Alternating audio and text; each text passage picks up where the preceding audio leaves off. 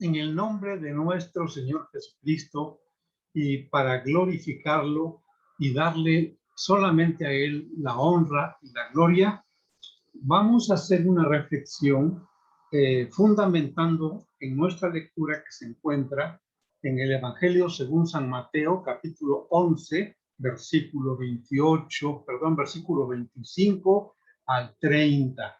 Y este pasaje, aunque es breve, está cargado, como la escritura misma, lleno de grandes lecciones para nuestra vida.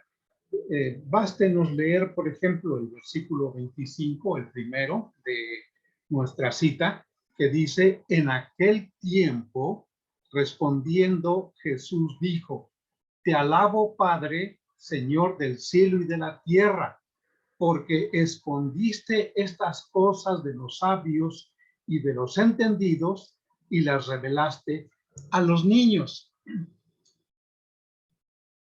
Pocas veces, si no es que es la única, nuestro Dios, el Señor Jesucristo, prorrumpe dentro de lo que es los mensajes y las enseñanzas que Él está dando para declarar ante la multitud, ante los discípulos, su relación tan cercana, tan íntima, tan propia con su Padre Celestial. Y en esta ocasión precisamente empieza diciendo que Él como que interrumpe no solamente el mensaje, sino diríamos la historia, para decir lo siguiente: te alabo, Padre.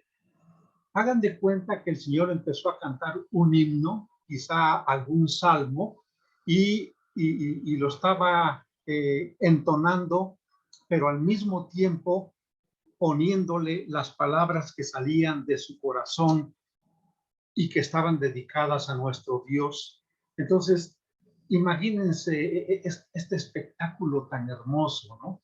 El Hijo de Dios, Jesucristo, Dios encarnado, está tarareando, quizá está con una melodía, a lo mejor silbando, algo que él está alabando a Dios, pero integra las palabras que dice a continuación: te alabo, Padre, Señor del cielo y de la tierra. Esta posición en donde Jesucristo, como fiel creyente de la palabra de Dios, no ha habido nunca alguien como Jesucristo que crea tan fiel y firmemente a la palabra de Dios. Y podemos citar personajes como Abraham, que creyó en Dios a pesar de toda la adversidad. Es decir, esperanza contra esperanza, pero él creyó en Dios. Bueno, aún así, Jesucristo lo supera en mucho. Y pueden pensar también, por ejemplo, en Moisés. En Moisés, aunque él tuvo una fe más titubeante, al grado que en cierta ocasión le dijo a Dios: ¿sabes qué? Mátame, ráeme de tu libro, quítame de ahí, bórrame. Yo ya no quiero seguir con este pueblo que ni es mío, es tu pueblo, y yo, para mí ya es una carga pesada. Es decir, en esos momentos de turbación en la vida de Moisés, pues claro, ¿verdad? Se sobrepuso con esa fe, pero porque veía cosas prodigiosas que Dios le mostraba para fortalecer su fe. Así pueden ustedes elegir cualquier persona de la Biblia y solo Jesús es el que cree genuinamente, sinceramente, absolutamente en la palabra de Dios, en todo lo que está escrito acerca de su persona y de todo lo que está en la palabra de Dios. Claro, a esas alturas de Mateo capítulo 11, cuando hablamos de la escritura nos referimos a el Antiguo Testamento, lo que es la Biblia hebrea. y que hemos dicho en otra ocasión que tiene 24 libros y que está compuesto en 3 grupos que son la Torá, los Nevim y los Ketuvim. La Torá, que es la ley, los Nevim, porque la palabra Nevi o Nevi significa profeta. Entonces, son los libros de la profecía, que son propiamente libros históricos para nosotros. Pero no nos olvidamos que para los judíos y para muchos de nosotros como cristianos, la historia es profecía cumplida cabalmente, porque nada ocurre sin la voluntad de Dios. Nada agarra por sorpresa a Dios. El Señor del cielo y de la tierra no está desprevenido.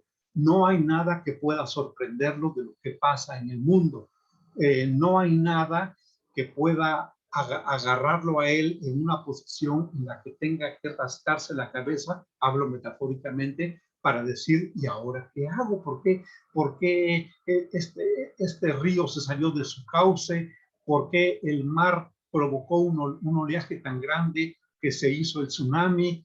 O sea, nada agarra de sorpresa a Dios. Y como dice Job en su libro, dice que recibiremos de Dios solamente lo bueno y lo malo no lo recibiremos.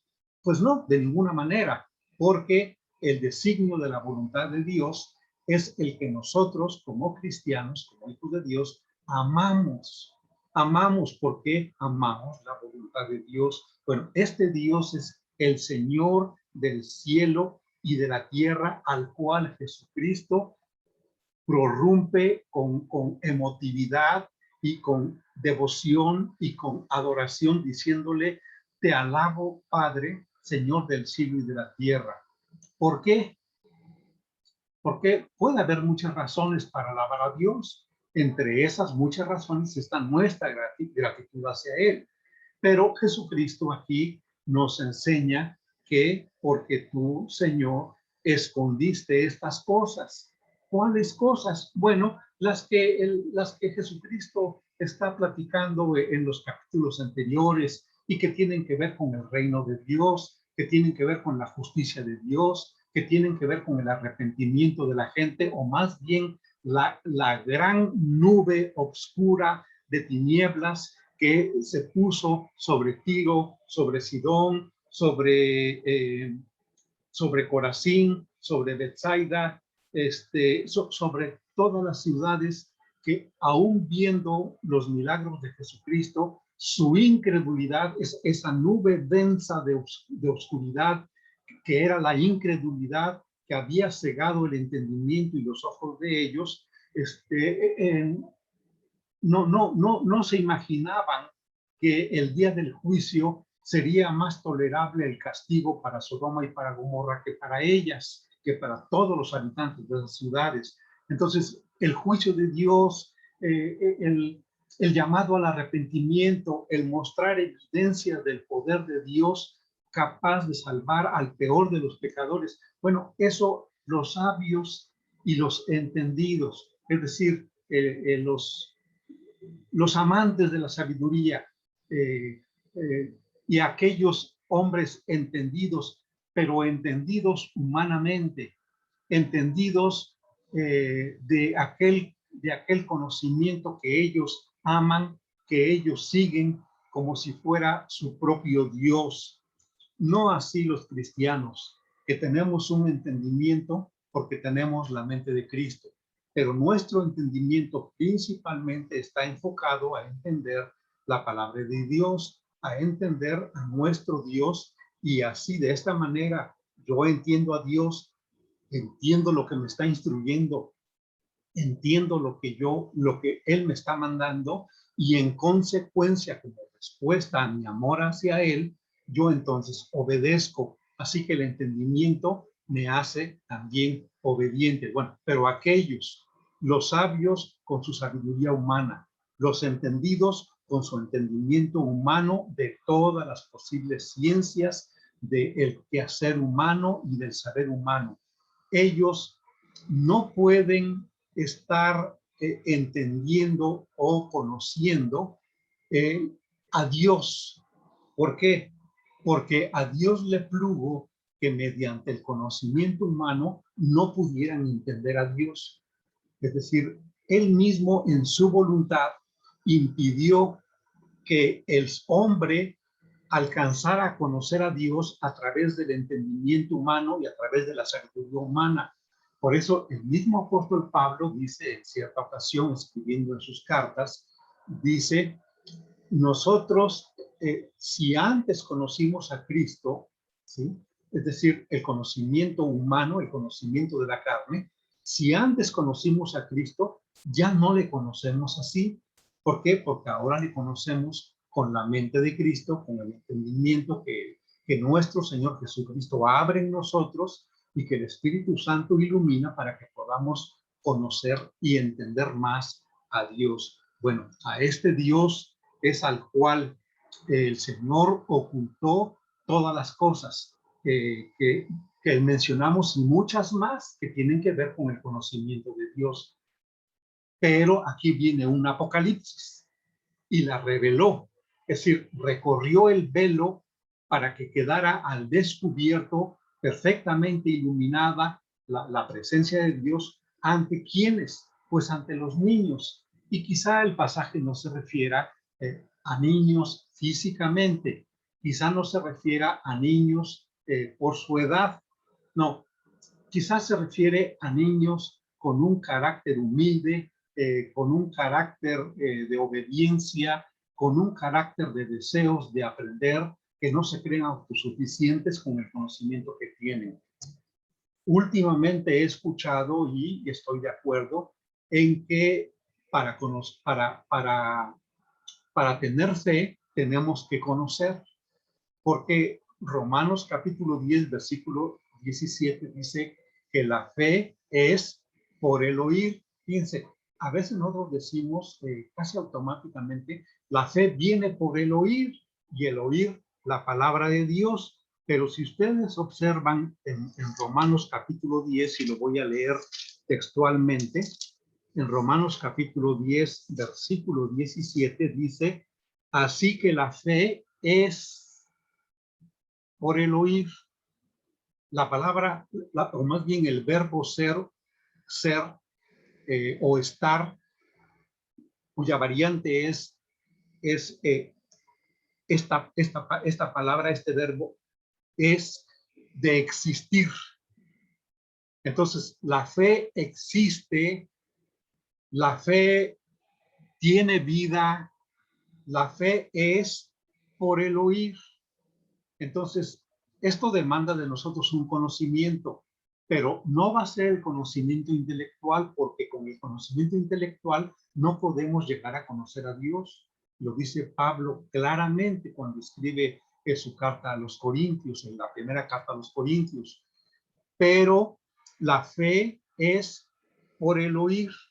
Es decir, cuando oímos la palabra de Dios y el Espíritu hace que en nuestro corazón brote la fe viene a la existencia, la fe es porque oímos el mensaje de la palabra de Dios. Y claro, este oír va unido a una enseñanza, va unida a un conocimiento.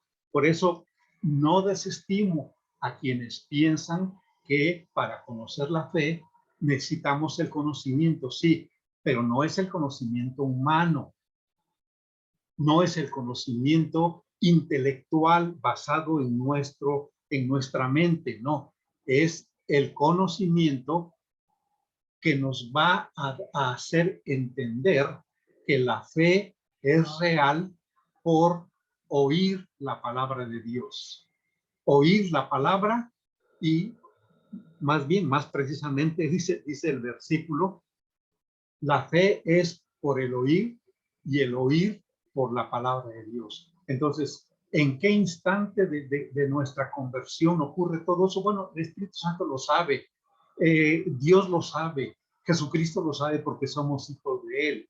Pero, repito, no desestimo a los hermanos que piensen que necesitamos el conocimiento para tener fe, pero es el conocimiento el cual viene a nosotros en el instante en que oímos la palabra de Dios y que nace en nosotros la fe puesta por el Espíritu Santo. ¿Por qué? Porque la fe es un don de Dios. Muy bien.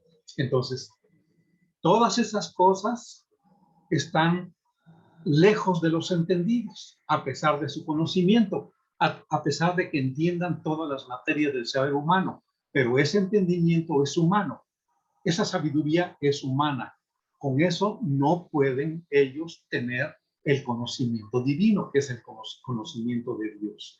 Sigue diciendo la lectura en el versículo 26, sí, Padre, porque así te agradó.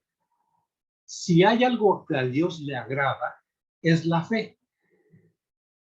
Y esa fe en aquellos sujetos llamados niños, a los cuales les es revelado el conocimiento de Dios, es por la fe, porque esos niños tienen la humildad, tienen la mansedumbre, pero también tienen la fe. ¿La fe para qué? Para entender. ¿Por qué? Porque dice Hebreos capítulo 11, versículo, lo leemos, Hebreos capítulo 11 y el versículo 3. Por la fe entendemos, no solamente el que fue hecho el universo, sino por la fe entendemos, ¿sí? Fue constituido el universo por la palabra de Dios. Por la fe entendemos la palabra de Dios en términos generales y en términos que se acercan al entendimiento perfecto a medida que vamos creciendo y madurando en el conocimiento de Dios. Entonces, todas las cosas, dice el versículo 27, dejamos ya el punto en donde los niños que agrada a Dios el haberles revelado el conocimiento de sí mismo es porque tienen fe, porque si hay algo que agrade a Dios es precisamente la fe en nosotros. Dice el versículo 27, todas las cosas me fueron entregadas por mi Padre. Esta verdad es absoluta. O sea, cuando dice todas las cosas, nada queda fuera, es todo absolutamente, todo en su totalidad. Todas las cosas me fueron entregadas por mi Padre, y aquí viene como un juego de palabras, pero muy interesante. Y nadie conoce al Hijo sino el Padre. Es decir, tú conoces al Hijo, yo conozco al Hijo, pero no lo conocemos como el Padre lo conoce. Recién oí de un maestro de Biblia, de un gran siervo de Dios, que él decía, el médico que está al pendiente de la salud de mi esposa sabe más de ella que yo.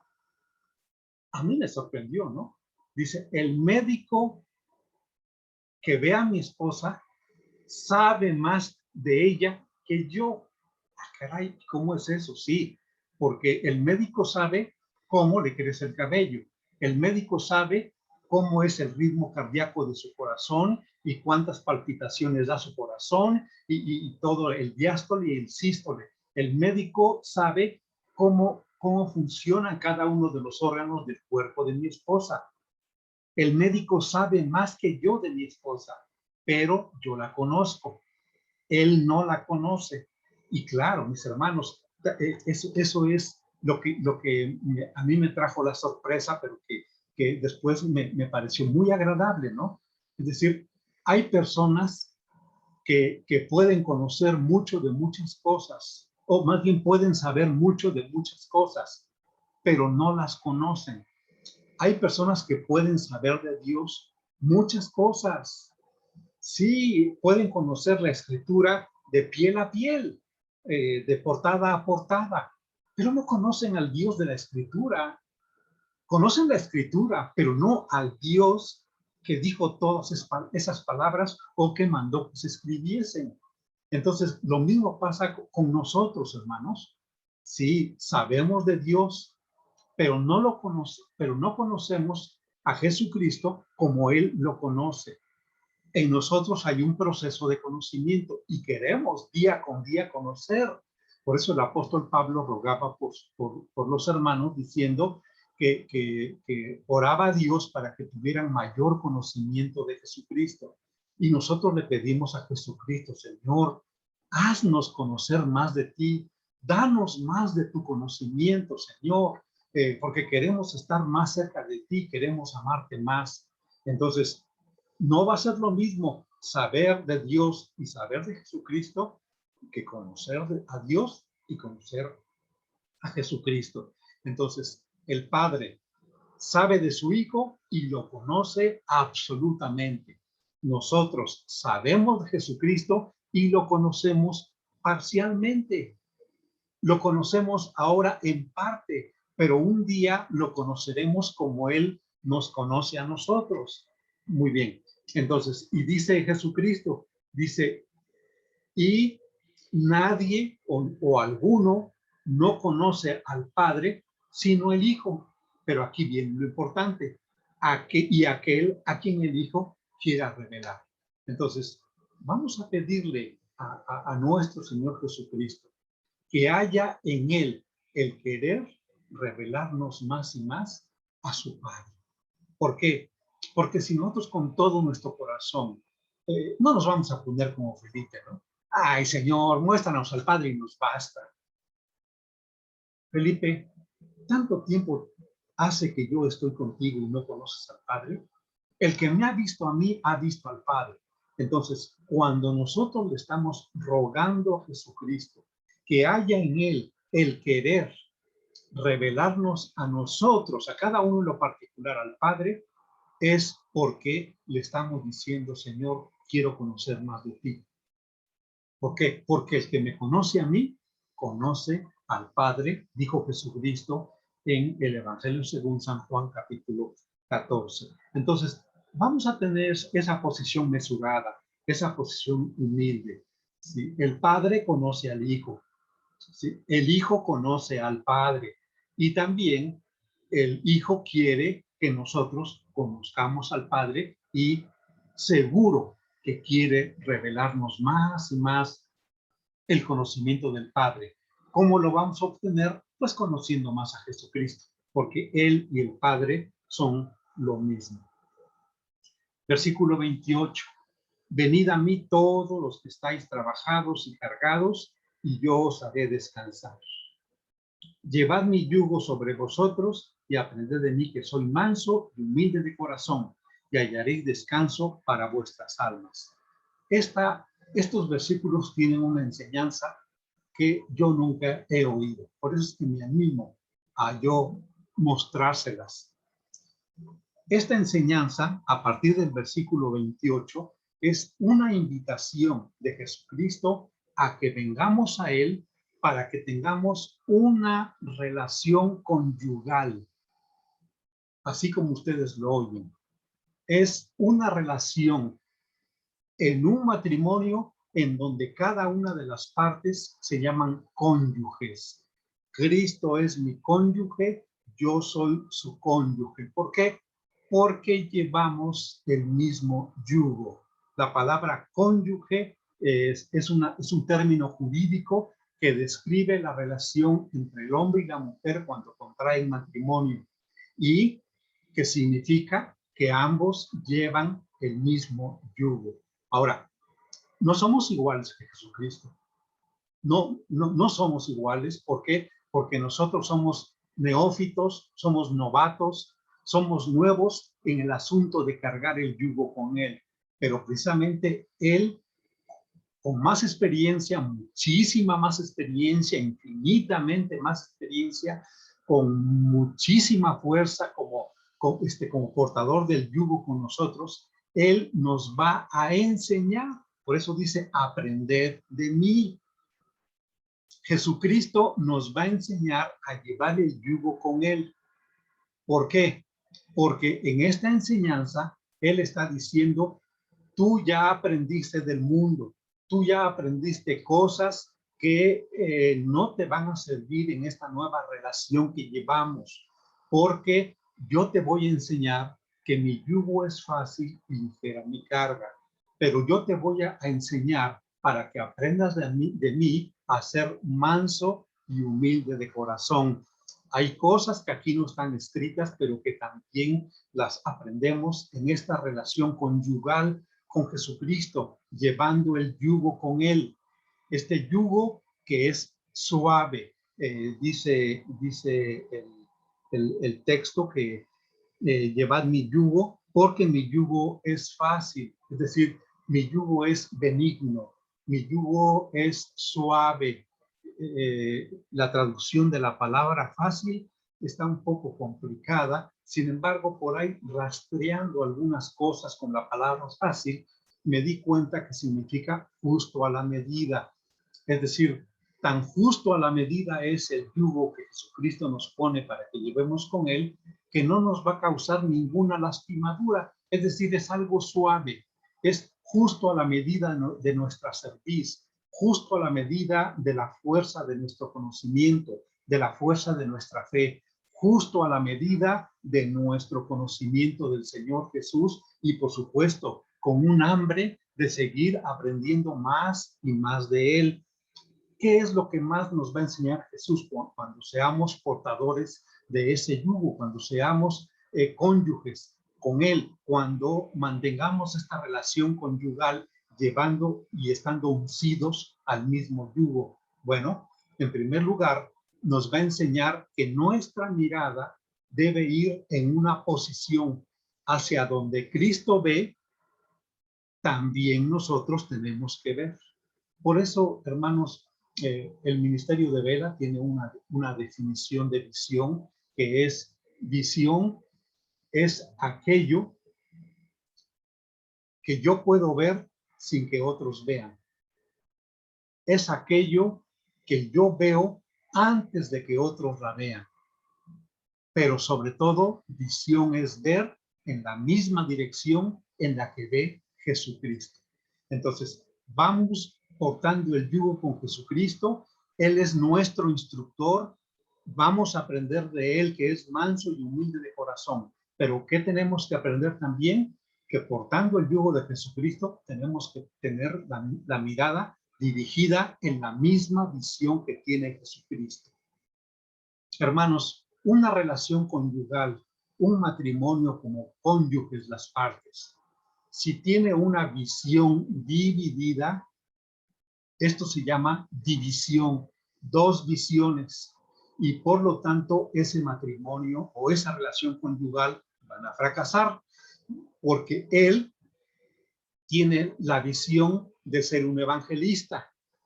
Ella no quiere ser evangelista, ella quiere estar en casa cuidando a los niños y quizás siendo partícipe en la enseñanza de la escuela dominical en una clase solamente. Pero él va a andar viajando por muchos lugares, en la serranía, en los lugares inhóspitos, en los lugares donde esté un alma a la cual hay que hablarle del evangelio, de la palabra de Dios y decirle que tenga confianza en el Señor, porque el Señor le ama y puede salvarle y perdonar sus pecados. Es decir, él tiene otra visión, ella tiene otra visión, son dos visiones. Entonces, ese matrimonio, aunque hayan sido presentados en la iglesia delante de Dios, ¿pero qué creen ustedes? Nació dividido, porque cada uno tiene su propia visión y entonces pasan la mayor parte del tiempo separados.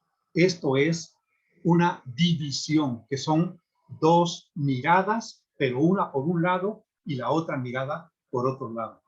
Bueno, ¿qué más tenemos que aprender de esta relación conyugal? Si nosotros aprendemos a que nuestra mirada debe ser en la misma dirección en la cual mira Jesucristo, hermanos, estaremos cada vez más unidos y no habrá ninguna separación, ninguna división con Jesucristo.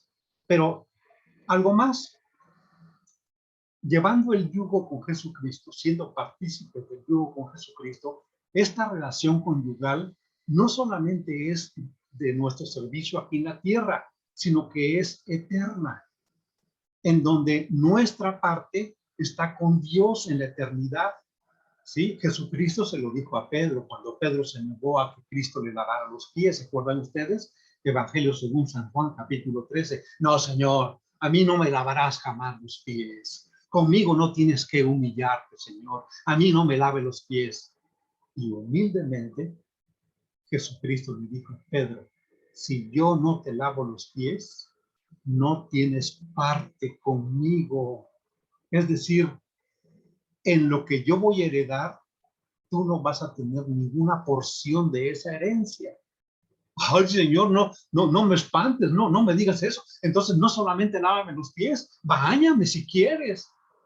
No, ya vosotros estáis limpios por la palabra que os he hablado.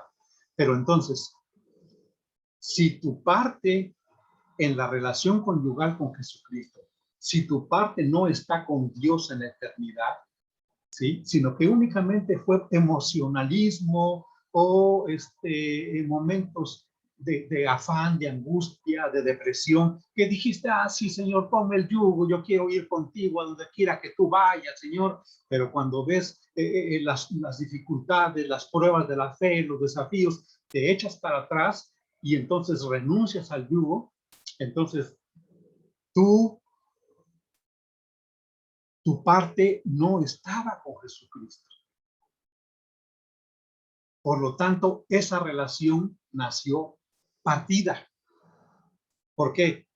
Porque Jesucristo tiene su herencia, tiene su parte del Padre Celestial allá en el cielo. Todo lo que es, dice Jesucristo aquí, todas las cosas, en el versículo que leímos, el versículo 25, no, perdón, versículo 27. Todas las cosas me fueron entregadas por mi Padre. Todas las cosas. Yo te pregunto, ¿tú tienes parte en todas esas cosas que le fueron entregadas a Jesucristo por parte del Padre? En todas esas cosas, tú tienes parte, entonces vas a tener tu parte como herencia en la eternidad. Pero si tú no tienes parte, la relación conyugal con Jesucristo es un matrimonio que nació partido, porque tu parte va a estar en la condenación eterna y la parte de Jesucristo va a ser con todas las cosas que Dios le entregó a él en la eternidad por los siglos de los siglos y en la gloria eterna con nuestro Dios y con la iglesia, el cuerpo de Cristo. Dice el Señor: llevad mi yugo sobre vosotros y aprended. ¿Aprended qué? Que no podemos tener una visión diferente a la de Jesucristo. Visión es ver lo que otros no ven. Visión es ver antes de que otros vean. Visión es ver en la misma dirección en la que ve Jesucristo. Tú estás viendo en la misma dirección en la que ve Jesucristo y entonces ambos llevan el mismo yugo y sus miradas van hacia el objetivo, hacia la meta, hacia alcanzar aquello para lo cual el Señor te unció junto a Él para que fueras siervo de Él. Bueno, si esto es así, la relación es eterna. En tu relación conyugal con Jesucristo y el yugo que Él te invita a que lleves, tú tienes una parte con todos aquellos que le fueron entregados por el Padre al Hijo. Si tienes una parte ahí, entonces tu parte es eterna. Jehová es la porción de mi parte y de mi suerte. Tú sustentas mi suerte. Las cuerdas me cayeron en lugares deleitosos y es hermosa la heredad que me ha tocado. Lo dice el Salmo 16. Entonces, tu parte es con Dios, igual que Jesucristo tiene todo con Dios. Y entonces, esa relación conyugal no nació partida. Muy bien. Además, tenemos que aprender a ser mansos y humildes de corazón. La mansedumbre, hermanos, no es que seamos dejados, no es que seamos o que siempre estemos poniendo la cara para que nos golpeen o poniendo nuestra dignidad para que sea sobajada. No, la mansedumbre es el poder que Dios nos da para que podamos controlar nuestra ira, podamos controlar nuestros arrebatos, podamos controlar aún el mismo poder que Dios nos da, lo podamos controlar a pesar de que tengamos toda la justicia de nuestro lado y toda la razón de nuestra parte, pero para que nosotros seamos mansos, es decir, aún teniendo el poder, debemos poseer la mansedumbre de Jesucristo, que estando en la cruz del Calvario, y ya antes le había dicho a Pedro, ¿tú crees que yo no puedo pedir una legión de ángeles y que vendrían a rescatarme de esta hora? Pero entonces, ¿cómo se llevaría a cabo la redención de la humanidad, y los redimidos elegidos por el Señor? Entonces, justo es que nosotros podamos recordar que el Señor nos ha dado un poder especial a sus hijos, pero está bajo el control. No nos permite Dios usarlo más allá de lo que debemos usar. ¿Para qué? Para que podamos conservar este don de ser mansos, la mansedumbre. Y luego la humildad, hermanos. La humildad, la palabra humus, del cual se amplía en la derivación la palabra humildad, significa esa tierra llena de proteínas, pero que está abajo, que está en el suelo. Es la carpetita verde, negrita que está abajo de lo que es la corteza de la tierra, que es la proteína, es lo más rico que hay para poder sembrar algo ahí. Ustedes pongan cualquier semilla y luego fructifica. ¿Por qué? Porque tiene gran cantidad de proteínas. Es el humus de la tierra. Bueno, la humildad precisamente proviene de ahí porque significa algo que está abajo, hermanos. Pero dice la palabra de Dios, ninguno tenga más alto concepto de sí que el que debe tener, sino que piense de sí con cordura, conforme a la medida de fe que Dios ha puesto en cada uno de vosotros. Y también en Filipenses, ¿verdad? En Filipenses 2:3 dice, nada hagáis por contienda o por vanagloria, antes bien con humildad, estimando cada uno a los demás como superiores a sí mismos. Hermano, tú eres superior a mí y tú hacia mí debes decir, hermano, tú eres superior a mí. Entonces, vamos a estimarnos cada uno a los demás como superiores a sí mismo. Todos los hermanos son superiores a mí. Yo sé que eso se dice muy fácilmente de lengua para afuera, pero no del corazón. Hermanos, digámoslo de todo corazón. Mis hermanos son superiores a mí. Y si cada uno tiene este perfil de esta humildad, hermanos, el pueblo de Cristo será humilde, pero humilde porque está ricamente cargado de la proteína que al mundo le hace falta. Y luego, también en Gálatas capítulo 6, versículo 2, ¿sí? Gálatas 6:2, no, 6:3. Porque el que se cree ser algo, no siendo nada, a sí mismo se engaña. Porque el que se cree ser algo, no siendo nada, a sí mismo se engaña. Hermano, no te engañes. ¿Qué caso tiene que te estés engañando a ti mismo?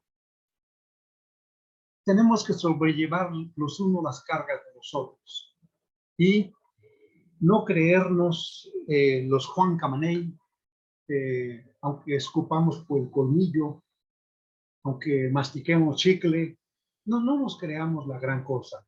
Sobrellevad los unos las cargas de los otros y cumplid así la ley de Cristo. ¿Cuál es la ley de Cristo? La ley de la fe, es la ley del amor, ¿sí? Porque el que se cree ser algo no siendo nada, a sí mismo se engaña. Tú te crees que eres algo, pero no eres nada, te engañas. Pero mejor deja que Dios diga lo que tú eres. Y el que se humilla será enaltecido, será exaltado. Hermanos, pues esta es la enseñanza que pocas personas toman del pasaje de Mateo capítulo 11, del versículo 25 al 30. La enseñanza de la relación conyugal con Jesucristo. Tú quieres ser llevar el yugo con Jesucristo y ser fiel, ser genuino, ser cabal, ser legítimo. en tu relación con Dios? Bueno, te conviertes en un sísigos. La palabra sísigos o el nombre sísigos se encuentra en Filipenses capítulo 4 y se refiere a un compañero fiel. Ajá. Compañero es decir, una persona que lleva el yugo con otra persona. Filipenses capítulo 4, el apóstol Pablo está hablando de dos queridísimas hermanas, ¿no? Ruego a Bodia y a Sintique que sean de un mismo sentir en el Señor, tal y como está en el capítulo 2, ¿no? Haya pues en vosotros este sentir que hubo en Cristo Jesús. Bueno, asimismo te ruego a ti, compañero fiel. El griego dice sísigos, así como compañero fiel. ¿Por qué? Porque el sigos es el yugo y es el compañero fiel el que lleva el yugo. Bueno, Cristo quiere que tú seas para Él sísigos, así como lo es Él para ti. Él es compañero fiel. Nunca va a faltar a su palabra. Tú también tienes que ser un sísigos, un compañero fiel. Y desde aquí, de este lugar escondidito de Oaxaca, le mando un saludo muy, muy cordial y un fuerte abrazo a mi hermano Sísigos de Magosal, el doctor Andrés del Ángel Torres. Que Dios lo bendiga, que Dios lo guarde en el hueco de su mano. Entonces, así mismo te ruego a ti también, compañero fiel, que ayudes a estas que combatieron juntamente conmigo en el Evangelio, con Clemente también y los demás colaboradores míos, cuyos nombres están en el libro de la vida. Mi nombre y el tuyo, como compañeros fieles de Jesucristo, llevando el yugo de fidelidad, llevando el yugo con una misma visión, llevando el yugo con una misma parte en la eternidad, y siendo mansos y humildes de corazón, entonces somos sísigos, compañero de yugo fiel. Que Dios nos bendiga, hermanos, y que esta reflexión llene algún vacío en nuestro corazón, para gloria de nuestro Dios y eterno Salvador. Amén.